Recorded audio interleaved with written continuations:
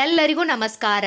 ದೇವರನ್ನು ನಂಬಿದವರಿಗೆ ಯಾಕೆ ಹೆಚ್ಚು ಹೆಚ್ಚು ಕಷ್ಟ ಬರುತ್ತೆ? ನಾವು ದೇವರನ್ನು ಎಷ್ಟೇ ಬೇಡಿಕೊಂಡರೂ ಪೂಜಿಸಿದರೂ ದೇವರು ನಮಗೆ ಒಲಿಯುವುದಿಲ್ಲ. ಅದೇ ದೇವರ ಕಡೆ ತಲೆಯನ್ನೂ ಹಾಕದೆ ನೋಡಿದವರಿಗೆ ದೇವರು ಎಲ್ಲವನ್ನೂ ನೀಡಿರುತ್ತಾನೆ. ಅವರ ಜೀವನವನ್ನು ಸುಖದಿಂದಿಟ್ಟಿರುತ್ತಾನೆ. ದೇವರನ್ನು ನಂಬಿದವರಿಗೆ ಯಾವಾಗಲೂ ಕಷ್ಟ ಏಕೆ ಬರುತ್ತೆ? ಶ್ರೀಕೃಷ್ಣ ಇದಕ್ಕೆ ಹೀಗೆಂದು ಉತ್ತರಿಸಿದ್ದಾನೆ. ಕೆಲವೊಮ್ಮೆ ನಾವು ಎಷ್ಟೇ ದೇವರನ್ನು ಬೇಡಿಕೊಂಡರೂ ಪೂಜಿಸಿದರೂ ನಮ್ಮಲ್ಲಿನ ಕಷ್ಟಗಳು ದೂರವಾಗುವುದಿಲ್ಲ.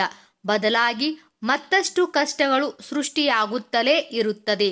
ಅದರಲ್ಲೂ ಯಾರು ಹೆಚ್ಚು ಹೆಚ್ಚು ದೇವರನ್ನು ಪೂಜಿಸುತ್ತಾರೋ ನಂಬುತ್ತಾರೋ ಅವರೇ ಯಾವಾಗಲೂ ಕಷ್ಟವನ್ನು ಅನುಭವಿಸುತ್ತಿರುತ್ತಾರೆ.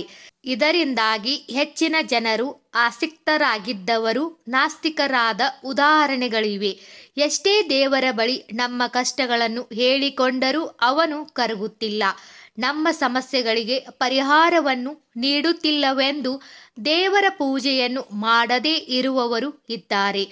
ದೇವರ ಪೂಜೆಯನ್ನು ಮಾಡುವವರಿಗೆ, ದೇವರನ್ನು ಅತಿಯಾಗಿ ನಂಬುವವರಿಗೆ ಯಾಕೆ ದೇವರು ಕಷ್ಟಗಳನ್ನು ನೀಡುತ್ತಾನೆ ಎಂಬುದರ ಬಗ್ಗೆ ನಿಮಗೆ ಈಗಾಗಲೇ ಪ್ರಶ್ನೆಗಳು ಹುಟ್ಟಿಕೊಂಡಿರಬಹುದು. ಇದೇ ರೀತಿ ಪ್ರಶ್ನೆ ಮಹಾಭಾರತದಲ್ಲಿ ಅರ್ಜುನನಿಗೂ ಕಾಡತೊಡಗಿತ್ತು.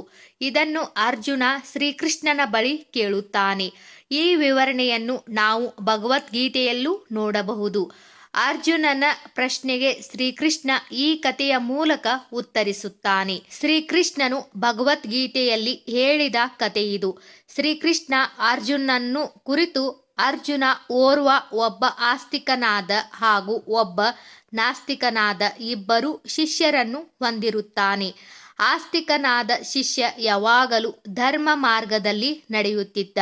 ದೇವರ ಪೂಜೆ ಪುನಸ್ಕಾರ, ದೇವರ ಮಂತ್ರ ಪಠನೆ, ದೇವರ ಧ್ಯಾನ, ದೇವಸ್ಥಾನಗಳಿಗೆ ಭೇಟಿ ನೀಡುವಂತಹ ಧಾರ್ಮಿಕ ಕಾರ್ಯಗಳಲ್ಲಿ ತನ್ನನ್ನು ತೊಡಗಿಸಿಕೊಳ್ಳುತ್ತಿದ್ದ. ಆದರೆ ನಾಸ್ತಿಕನಾದ ಶಿಷ್ಯನು ದುಶ್ಚಟಗಳನ್ನು ಹೊಂದಿದ್ದನು. ಅವನು ಎಂದಿಗೂ ದೇವರ ಮುಖವನ್ನು ನೋಡಿದವನಾಗಿರಲಿಲ್ಲ. ನಾಸ್ತಿಕನಾದ ಶಿಷ್ಯನಿಗೆ ಒಂದು ದಿನ ರಾತ್ರಿ ಕುಡಿದು ರಸ್ತೆಯಲ್ಲಿ ಹೋಗುವಾಗ ಚಿನ್ನದ ಮೂಟೆಯೊಂದು ಸಿಗುತ್ತದೆ. ಅವನು ಸಂತೋಷದಿಂದ ನಾನಿನ್ನು ಅಗರ್ಭ ಶ್ರೀಮಂತ, ಯಾರಿಂದಲೂ ನನ್ನಷ್ಟು ಶ್ರೀಮಂತರಾಗಲು ಸಾಧ್ಯವಿಲ್ಲವೆಂದು ಬೀಗುತ್ತಾನೆ. ಅದೇ ಸಮಯಕ್ಕೆ ಆಸ್ತಿಕನಾದ ಶಿಷ್ಯನು ಬಂದು ಅವನ ತಪ್ಪನ್ನು ತಿದ್ದಿಕೊಳ್ಳುವಂತೆ ಹೇಳುತ್ತಾನೆ.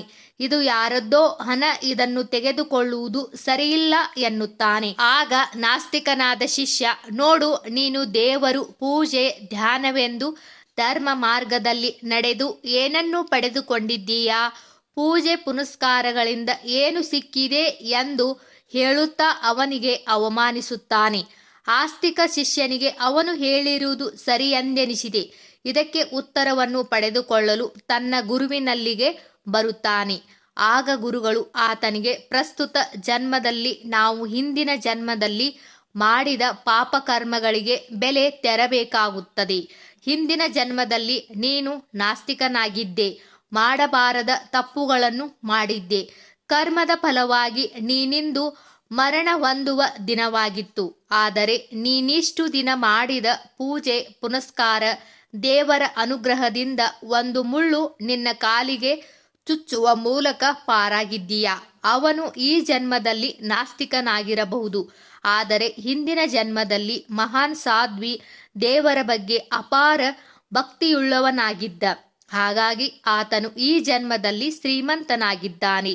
ಆದರೆ ಆತನು ಈ ಜನ್ಮದಲ್ಲಿ ಮಾಡುತ್ತಿರುವ ಪಾಪಗಳಿಂದಾಗಿ ಅಗರ್ಭ ಶ್ರೀಮಂತನಾಗಬೇಕಾದವನು ಕೇವಲ ಶ್ರೀಮಂತನಾಗಿ ಉಳಿದಿದ್ದಾನೆ ಎಂದು ಹೇಳುತ್ತಾರೆ.